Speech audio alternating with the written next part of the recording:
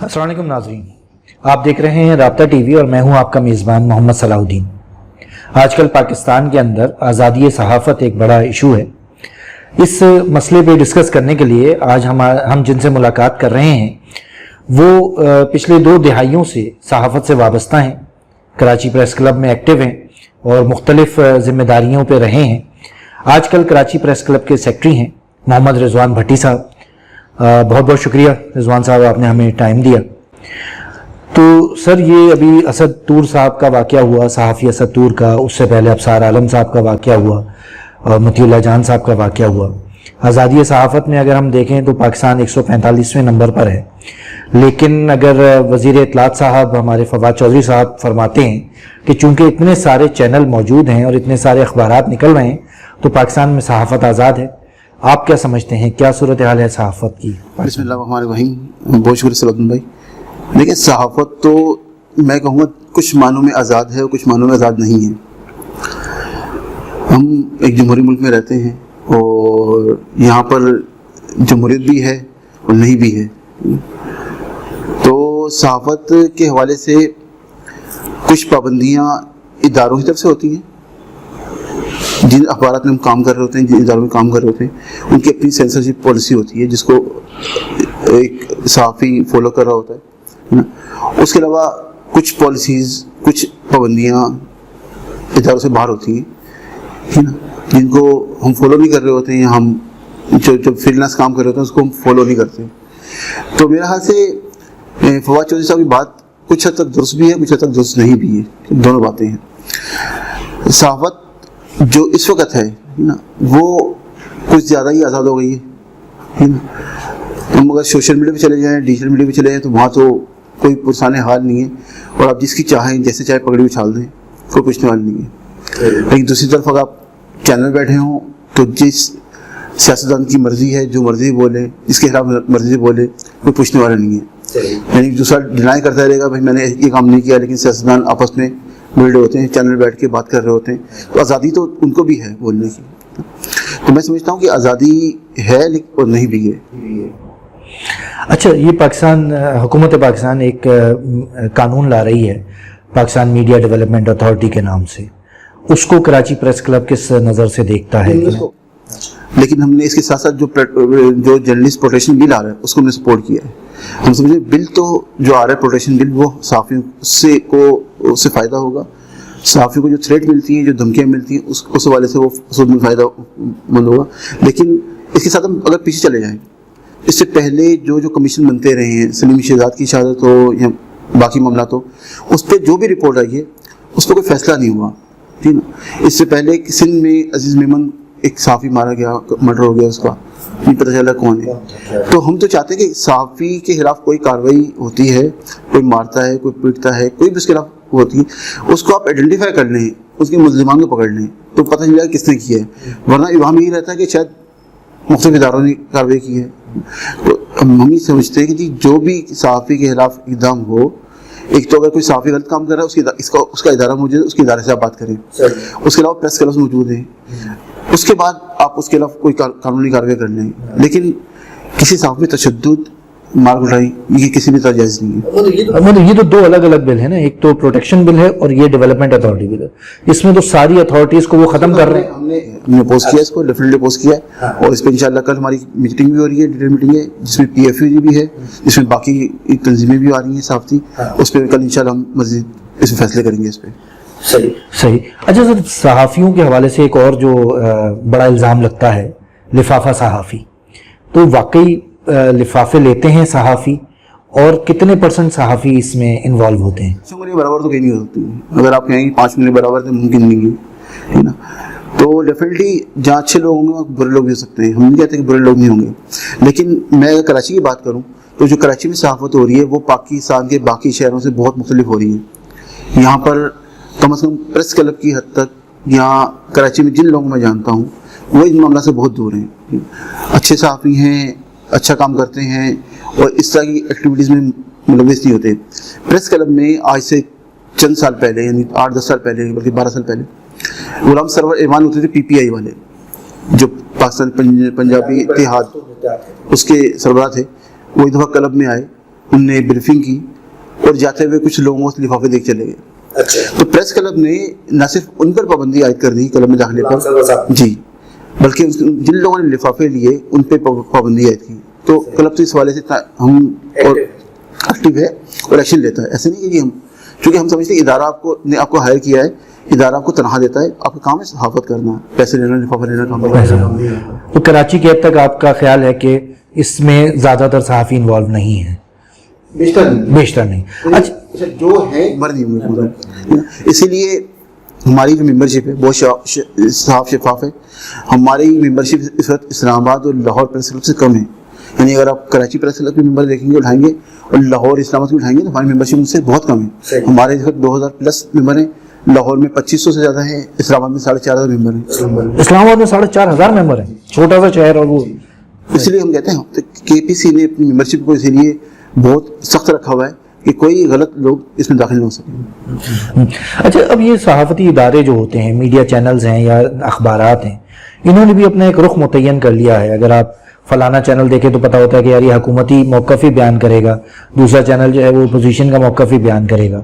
تو صحافی جب خبر لکھتا ہے یا رپورٹ کرتا ہے کیمرے کے سامنے تو اس کے اوپر مالکان کا پریشر ہوتا ہے کہ یار یہ حکومتی موقف کے حساب سے ہی بنانا خبر کو یا اپوزیشن کے موقف کے حساب سے. میں تھوڑے پہلے آپ سے کہا کہ پالیسیز کچھ اداروں کی اپنی ہوتی ہیں، میڈیا اداروں کی، اور کچھ جو ہے وہ حکومتی پالیسی ہوتی ہیں. تو ڈیفینیٹ ہر ادارے کی اپنی پالیسی ہوتی ہے، وہ اور رپورٹر اس پالیسی کو فالو کر رہا ہوتا ہے. اگر آپ ایک جگہ جاب کرتے ہیں تو آپ کو اپنی ادارے کی پالیسی فالو کرنا پڑتی ہے. تو صحافی بھی اپنی ادارے کی پالیسی فالو کرتے ہیں، چاہے وہ سینسرشپ کے حوالے سے ہو یا کوریج کے حوالے سے ہو. صحیح. لیکن وہ پالیسی آپ کی نظر میں درست ہوتی ہے کہ یار یہ صرف حکومتی پوائنٹ آف ویو سے ہی بنانا چاہیے یا اس ادارے کو اس پر ضروری نہیں کہ آپ کا ادارہ، کوئی بھی میڈیا ادارہ ضروری نہیں کہ حکومت کی فیور میں بات کر رہا ہو، حکومت کے خلاف بات کر سکتا ہے، پالیسی کی میں بات کر رہا ہوں. پالیسی کی اس کی کچھ بھی ہو سکتی ہے، حکومت کے خلاف بھی ہو سکتی ہے، حکومت کے حق میں بھی ہو سکتی ہے، کسی پولیٹیکل پارٹی کی فیور میں ہو سکتی ہے، اس کے خلاف بھی ہو سکتی ہے، لیکن پالیسی ڈیپینڈ کرتا ہے پالیسی پہ، پھر وہ صحافی وہاں مجبور ہو جاتا ہے. اچھا، تھوڑا سا پیچھے اگر ہم جائیں تو اخبارات صرف جب نکلتے تھے، یہ ٹی وی نہیں آیا تھا، نیوز، پھر ٹی وی آ گیا، اس میں انویسٹمنٹ آ گئی، بزنس مین آ گئے، تو ان کا کوئی صحافتی بیک گراؤنڈ نہیں تھا. اس نے صحافت کو فائدہ پہنچایا یا نقصان پہنچایا؟ اس کو کس طرح سے دیکھتے ہیں؟ بات بالکل درست ہے آپ کی کہ پہلے جو اخبارات کے ایڈیٹرز تھے یا پبلشر تھے، جو مالکان تھے، وہ یعنی صحافی تھے، ان کا صحافتی بیک گراؤنڈ تھا، انہیں صحافت کی تھی، دھکے کھائے تھے اور بعد میں تھوڑی اچھی پوزیشن بن کے انہوں نے ایڈیٹرشپ لی یا اخبارات کا نکال لیا. لیکن 2002 کے بعد، 2000 کے بعد جب یہ حکومت مشرف صاحب آئے، پالیسی چینج ہوئی، اس کے بعد صنعت کار، سرمایہ دار اس فیلڈ میں آ گئے. اس سے فائدہ تو ہوا لیکن نقصان بھی ہوا.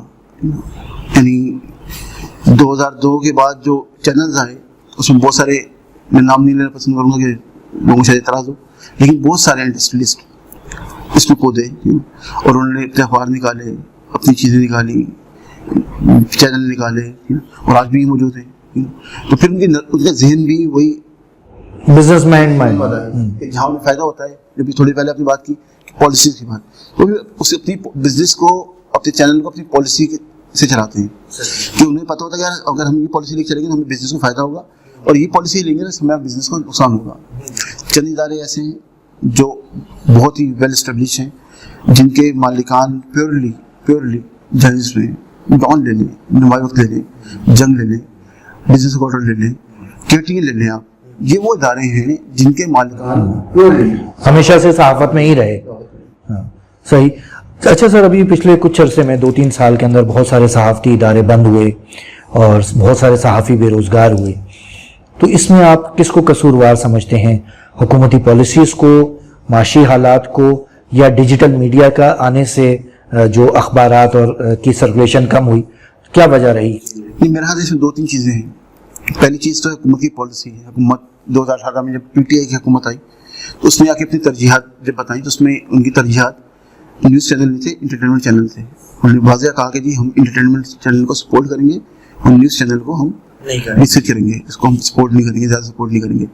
بلکہ یہاں تک آگے کے بچے ماسک کو نہ پڑھیں، آگے مستقبل نہیں ہے. تو حکومتی پالیسی بھی تھی. پھر اس کے بعد جو حکومت کی پالیسی تھی اشتہارات کم کرنے کی, سرکاری اشتہارات جب کم ہوئے تو اخبارات کے جو ہے وہ پروفٹ کم ہو گئے, اس کی انکم کم ہو گئی, اور اس نے مجبور کیا کہ جی وہ صحافیوں کو لے آف کریں, فارغ کریں, اخبارات بند کریں. اس کے بعد پھر کرونا آ گیا 2020-19 میں, 2020 کے آخر میں, شروع میں آ گیا, 2019 کے آخر میں آیا. اس نے مزید چونکہ پوری اکانومی کو ہٹ کیا تو اس نے پھر میڈیا ورکر کو بھی کیا, اخبارات کو بھی کیا, یعنی جن جو اخبارات سسٹین کر سکتے تھے انہوں نے سسٹین کیا, جو نہیں کر سکتے تھے انہوں نے لوگوں کو فارغ کیا, اور باقی نے جو رہ گئے تھے انہوں نے صحافیوں کی تنہائی کٹ کی تاکہ معاملات چلتے رہیں. اور اس میں کچھ اداروں نے واپس لے لیے, کچھ ادارے واپس لینے سوچ رہے ہیں. اب کچھ حالات بہتر ہونا شروع ہوئے, اکانومی بہتر ہو رہی ہے, لیکن اس میں 2-3 فیکٹر ہیں. وہی ہیں حکومتی پالیسی بھی ہے, کورونا بھی ہے, اور اس کے علاوہ جو آپ نے تیسری بات کی کہ معیشت کے ساتھ جو ڈیجیٹل میڈیا کہ میڈیم چینج ہو رہا ہے. پہلے پرنٹ میڈیا تھا, پھر الیکٹرانک میڈیا آیا, اب ڈیجیٹل میڈیا کی طرف لوگ جا رہے ہیں. تو اب تمام چینل, تمام اخبارات مالکان بھی اپنے ڈیجیٹل کے سیٹ اپ کو اسٹرانگ کر رہے ہیں. وہ پرنٹ کے ساتھ ساتھ الیکٹرانک کے ساتھ ساتھ ڈیجیٹل میڈیا کو, کیا جو ان کی ویب سائٹ ہو گئی یا یوٹیوب چینل ہو گئے, ان کو پہ انویسٹمنٹ کر رہے ہیں تاکہ وہاں سے انکم. صحیح. اچھا سر, یوٹیوب چینل کی بات آئی ہے تو بہت سارے جو اینکرز تھے یا تجزیہ کار تھے انہوں نے یوٹیوب چینل بنا لیے, اور وہ چونکہ سیلیبریٹی تھے تو بڑی تیزی سے ان کے یوٹیوب چینل گرو ہوئے. پاکستان میں جو صحافی جیسے بے روزگار ہوئے یا جو ابھی کام پہ بھی کر رہے ہیں, بہت کم نظر آ رہے ہیں نیوز چینل یوٹیوب کے اوپر. کیا مستقبل دیکھتے ہیں, کیا نیوز چینل یا رپورٹرز چینلز آئیں گے یوٹیوب کے اوپر؟ دیکھیے اس میں 2-3 باتیں یوٹیوب کے حوالے سے میں دوستوں سے ہمیشہ کہتا ہوں کہ یوٹیوب پہ کرنٹ افیئر کا کنٹینٹ نہیں چلے گا, اور کسی عام رپورٹر کا نہیں چلے گا. جو بڑے نام ہیں مثال طلعت حسین ہو گئے, متین اللہ جانا, ان کو چل جائے گا. یہ پاپولر لوگ ہیں, ان کے پہلے یہ ٹاک شوز کرتے رہے ہیں, ای ٹی وی پہ رہے ہیں, دیگر بڑے چینل میں رہے ہیں, طلعت حسین جیو میں رہے ہیں, لوگ جانتے ہیں ان کو لوگ سننا چاہتے ہیں. لیکن جو اگر عام ایک رپورٹر کھڑا ہوگا یا ایک عام صحافی کھڑا ہوگا جو فیلڈ میں ورکر تھا یا لوکل کراچی کا تھا یا اسلام آباد میں, اس کو کرنٹ افیئر میں وہ چیز نہیں ملے گی, وہ پاپولرٹی نہیں ملے گی جو ان کو ملی ہے. تو اس کا چینل شاید وہ مایوس ہو جائے, بند کر دے. تو میں صرف لوگوں کو کہتا ہوں کہ آپ یوٹیوب پہ کام کریں, چیزیں ڈگ آؤٹ کریں. یوٹیوب پہ بہت مواقع ہیں کام کرنے کے. آپ ضروری کرنٹ افیئر کام کریں یا ایونٹ بیس کریں, اس پہ کریں. آپ ایسا کام کریں جو فور ایور ہو. اب ایسی اسٹوریز لے کر آئیں جو فور ایور ہو. کچھ ویب سائٹس, کچھ چینلز, کچھ یوٹیوبس ایسی کام کر رہے ہیں جو فور ایور اسٹوریز ہوتی ہیں, جس کو آپ جب بھی دیکھیں گے آپ کو اندازہ نہیں ہوگا پرانی اسٹوری ہے نئی اسٹوری ہے. تو میں اپنے دوستوں سے جو ہمارے بے روزگار صحافی ہوئے ہیں, میں یہی کہتا ہوں کہ آپ جب بھی یوٹیوب چینل بنائیں پہلے اسٹڈی کر لیں کہ کس چیز میں لوگ کیا دیکھنا چاہتے ہیں, اس وقت مارکیٹ میں کون سے چینل اویلیبل نہیں ہیں, اس پہ کام کریں. ہمارے پریس کلب کے بہت سارے صحافی جو فارغ ہوئے تھے انہوں نے اپنے یوٹیوب کے چینل بنائے ہیں, اور الحمدللہ کامیابی سے چلا بھی رہے ہیں, ارننگ بھی کر رہے ہیں. اور ہم نے بھی کلب کی سطح پر ہم بھی انہیں سپورٹ کرتے ہیں, ہم ٹریننگ دیتے ہیں, اسکل ڈیولپمنٹ دیتے ہیں. ہماری کل بھی ایک ٹریننگ ہونے جا رہی ہے یوٹیوب کے حوالے سے. یوٹیوب پر آپ نے ویڈیو قصہ ایڈٹ کرنی ہے اور قصہ لگانی ہے. امریکہ سے آئی ہوئی ایک خاتون ہے ہنا, وہ ہمارے ممبرس کو ٹریننگ دیں گی. تو اس طرح کی ہم تو مستقل ٹریننگ دیتے ہیں. ہم چاہتے ہیں کہ ہمارے صحافی جو دوست ہیں ان کی اسکلز بڑھتی رہیں. دنیا کے ساتھ ساتھ آپ کو سیکھنا پڑتا ہے. آپ جب تک سیکھیں گے نہیں آگے نہیں بڑھ سکتے. اور کوئی اگر یہ کہتا ہے کہ میں نے سب کچھ سیکھ لیا تو مجھے وہ اس کی ناکامی شروع ہو گئی. تو ہم یہ چاہتے ہیں کہ ہم جو سہولتیں فراہم کر سکتے ہیں, چاہے بے روزگار صحافی ہو, چاہے ورکنگ جرنلسٹ ہو, جو بھی ہو, اس کو جو سہولت ہم فراہم کر سکتے ہیں دیں تاکہ وہ اپنے پاؤں پہ کھڑا ہو اور اپنی انکم کی ذرائع پیدا کر سکے. اچھا سر, کراچی پریس کلب پہ آتے ہیں. آپ کا جو پینل ہے دی ڈیموکریٹس, اس نے کیا جادو کیا ہوا ہے کلب ممبران کے اوپر کہ پچھلے کئی سالوں سے آپ ہی لوگ جیت رہے ہیں؟ ایسا کیا جادو ہے؟ دیکھیے ہمارے ممبران سے محبت, اخلاص اور تعلق ہے. 2009 سے ہم جو ہے کلین شپ تو ہم نے 2011 سے کیا. یہ 2009 سے ہمارا سیکٹری کی سیٹ جیت رہے. اس سے پہلے بھی ہمارے دوست سے صحافی تھے ڈیفینیٹلی, لیکن ہم 2009 سے یہاں پر بیٹھے ہوئے. آج ہمیں 12 سال ہو گئے. تو ہم صحافیوں کے دکھ درد میں شامل ہوتے ہیں, ان کی مشکلات کو اپنی مشکل سمجھتے ہیں, ان کے مسائل کو اپنا مسئلہ سمجھتے ہیں, اور ہم چاہتے ہیں کہ ہر طرح سے, جیسے میں بتایا ابھی جو لوگ فارغ ہیں ان کو ہم فیسیلیٹیٹ کر رہے ہیں کہ وہ ٹریننگ لے لیں. اگر کسی کا ذاتی مسئلہ تو اس کو بھی ہم اپنا ذاتی مسئلہ سمجھ کے حل کرتے ہیں. اور ممبر سے ہمارے براہ راست تعلق ہے. ہم نے اس طرح کی پوری اوور آل کنڈیشن کو چینج کیا ہے, یہاں کے ماحول کو چینج کیا ہے. پہلے لوگ یہاں فیملی لاتے ہوئے ڈرتے تھے, لوگ فیملی لے کے آتے ہیں. کلب کی بلڈنگ ہو, یہاں پہ اے ٹی ایم ہو, یہاں کی اوور آل مالی حالات ہو, سب ہم نے بہتر کیے ہیں. یعنی 2009 میں جب ہم پہلی دفعہ آئے تھے تو ہمارے پاس تنہائی دینے کے پیسے نہیں تھے. اچھا. اور آج الحمدللہ ہم کروڑوں روپے کے ڈپازٹ لے کے بیٹھے ہوئے. تو یہ سب ہمارے جو ڈیموکریٹس ہیں اس کی کوشش ہیں, ہمارے لیڈران کی, ہمارے بزرگوں کی دعائیں ہیں, ان کی رہنمائی ہے کہ آج ہم. اچھا سر, تو یہ اب آپ کی جو سیکٹریشپ ہے اس کو ماشاءاللہ 5-6 مہینے ہو رہے ہیں. یہ بڑا ٹائم ہوتا ہے جس میں آپ بتا سکتے ہیں کہ یار میری کیا کارکردگی رہی یا میں نے کیا کیا کام کیے. تو اس ٹینیور کے اندر یہ جو ابھی آپ کا 2021 میں شروع ہوا ہے, اس میں آپ نے کیا کیا خدمت کی کراچی پریس کلب کی؟ بہتر تو یہ ہوتا ہے ممبران سے پوچھتے کہ یار 5 مہینے میں کام کیا ہوا ہے تو ہماری پرفارمنس سامنے آتی. لیکن ہم نے اس سال جو ہماری باڈی آئی ہے ہم نے کچھ چیزوں کو فوکس کیا ہوا ہے. ایک تو ہم نے فوکس کیا کہ جو کلب کے ممبران کے پلاٹس کے ایشو میں, ہمارے ممبران کو 3 جگہ پلاٹ ملے ہوئے, ہاؤس وے میں ہیں, کچھ ٹیسر ٹاؤن میں ہے, کچھ ملیر میں ہے. تو ہماری اس وقت ہاؤسنگ اسکیم سب سے ترجیحات میں شامل ہے. ہم چاہتے ہیں کہ صافی کرائے کے گھروں سے نکل کر اپنے گھروں میں شفٹ ہو جائیں. اس کے لیے ہماری مستقل رابطے ہیں LDA سے, MDA سے, اور ہم نے کافی سارے لوگوں کی پیمنٹ کروا کے ان کو ہم پوزیشن دلوا رہے ہیں تاکہ اپنے گھروں کی تعمیرات شروع کر سکیں. آباد کے چیئرمین جو سابق چیئرمین آباد کے چیئرمین تھے محسن شیخانی, ان نے کچھ پروپوزل ہمیں دیے ہیں. ان کے ساتھ مل کر جو MD میں ہے وہاں پر 200 گز کے پلاٹ ہیں, اس پہ کنسٹرکشن کے انہوں نے کچھ پیکیج دیا ہے. ہم چاہ رہے ہیں کہ لوگ وہ اویئر کر لیں اور اپنے گھر بنا لیں. جو سب سے ہماری جو پہلی ترجیح ہے وہ ہاؤس بئی ہے. اس کے علاوہ ایک اور ایشو جو ہمارا ہے وہ کچھ پلاٹس ممبران کے جو ہیں وہ ڈسپیوٹیڈ ہیں. اس کے لیے ہماری آلٹرنیٹ جگہ چاہیے تھی, وہ الحمدللہ چیز فائنل ہو گئی. آلٹرنیٹ جگہ 211 ممبران ہیں, اور LD میں ان کو پلاٹ انشاءاللہ 1-8 مہینے میں الاٹمنٹ مل جائے گی. دوسری جو ہماری یہ تھی کہ ہم کلب کے سسٹم کو چینج کریں, پورے سسٹم کو. کلب کے اس وقت ہم اپلیکیشن لانچ کرنے کی تیاری کر رہے ہیں. ہم کلب کے پورے سسٹم کو کلاؤڈ بیس کر رہے ہیں, ERP سسٹم لے کے جا رہے ہیں, تاکہ چونکہ اس دنیا آگے بڑھ رہی ہے اور ہمیں اپنے سسٹم کو آگے لے کے جانا پڑے گا. اگر ہم اپنے سسٹم کو اپ گریڈ نہیں کریں گے تو ممبران میں بھی پریشانی ہوگی, ہمیں بھی پریشانی ہوگی. ممبران کا سارا ڈیٹا ہم ERP پہ لے کے جانا چاہ رہے ہیں. اس کے لیے ہماری مختلف کمپنی سے بات چل رہی ہے, ہم اس کو کر رہے ہیں. رمضان میں ہم نے افطار کا انتظام ہوتا ہے, لیکن اس سال ہم نے خاص طور انتظامات کیے تھے چونکہ صافی جو ہے تھوڑی مشکلات کے شکار بھی تھے, کورونا بھی تھا, اور پھر لوگ فیلڈ سے آتے ہیں اور وہ آگے کل میں افطار کرتے ہیں. تو اس سال ہم نے افطار کے جو پیسے تھے وہ کم کیے, 20% کم کیے ہم نے, تاکہ ممبران اپنی فیملیز کے ساتھ بھی آئیں, خود بھی آگے افطار کریں. اور الحمدللہ اس سال ریکارڈ لوگوں نے افطار کیا کلب میں, یعنی اس سے پہلے کبھی اتنی لوگوں نے افطار نہیں کی. اس کی وجہ یہ تھی کہ کوالٹی فوڈ ہم دے رہے تھے ودن بہت کم پیسوں میں. اس کے علاوہ ہم نے کچھ ڈونر کے ساتھ مل کر اپنی جو ہماری جائے نماز ہے کلب میں, چھوٹی سی جائے نماز ہے, اس کو پورا رینوویٹ کیا ہے. وہاں پہ ہم نے AC لگوا دیا ہے, وہاں پہ ہم نے گلاس کا فریم لگوایا ہے پورا. آپ دیکھیے گا جا کے, اس کو دیکھیے گا, بہت اچھی انشاءاللہ. اس میں لوگ کہتے ہیں مزہ آتا ہے نماز پڑھنے میں. پہلے وہ اوپن تھی, کوئی دیوار نہیں تھی, کچھ بھی نہیں تھا, تو ہم نے شیشے کی گلاس لگوا کر اس کو فلی AC کر دیا ہے.